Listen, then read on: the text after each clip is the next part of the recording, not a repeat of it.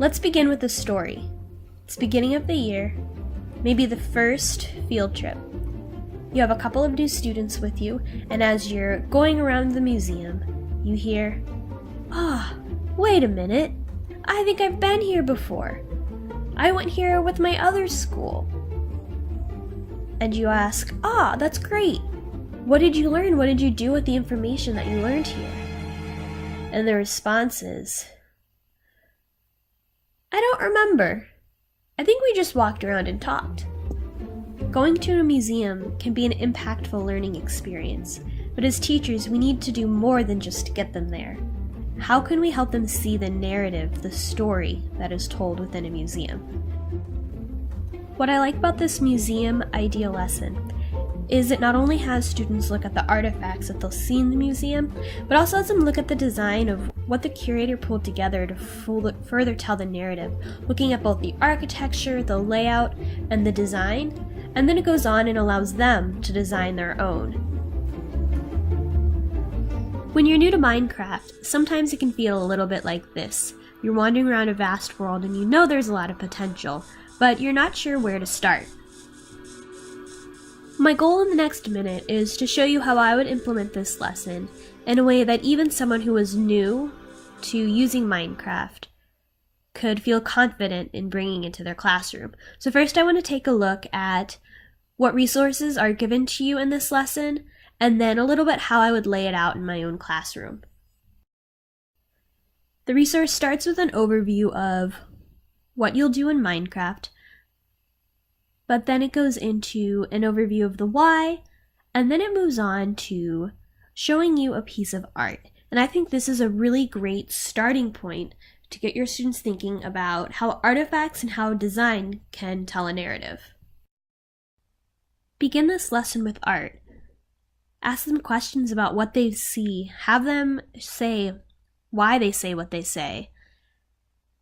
And eventually bring your conversation to talk about the artist's reasoning for including each object in this image.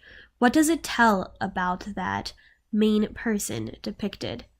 This is going to provide you a great start for what they'll be doing in designing their museums, but also a greater appreciation for any art they may see at a museum. After getting to that discussion about the art, the artifacts that you see within it, you can bring it to a bigger picture looking at the architecture. Once you've done that, you can either attend a museum if you're going, or you could begin your own design project and the students build.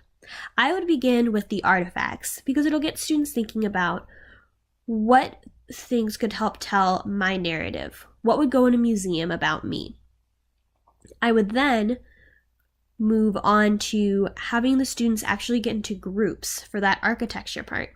And my reason for that is I want them to come together to work more collaboratively, to be able to build a building that represents both of them, maybe pulls on a similarity, so that it requires a higher level of collaboration than just creating one independently. Now for some of the logistics. Now that your students have their artifacts designed, they've come together and collaboratively created a blueprint for their museum for each of their exhibits. You have a couple of things you need to have in mind. Do you want them creating and all building in the same Minecraft world? Meaning you can use the Minecraft classroom mode, which will give you a little bit more control of where students are working, or do you want them developing in their own group worlds? That's a decision that you as a teacher can make. Still have some concerns about your first Minecraft lesson?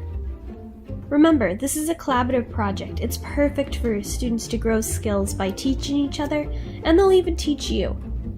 Along the way, they'll also gain a greater appreciation for what you do at the museums and what they see and what the curators have designed. Have fun, enjoy crafting, and getting to know your students even more.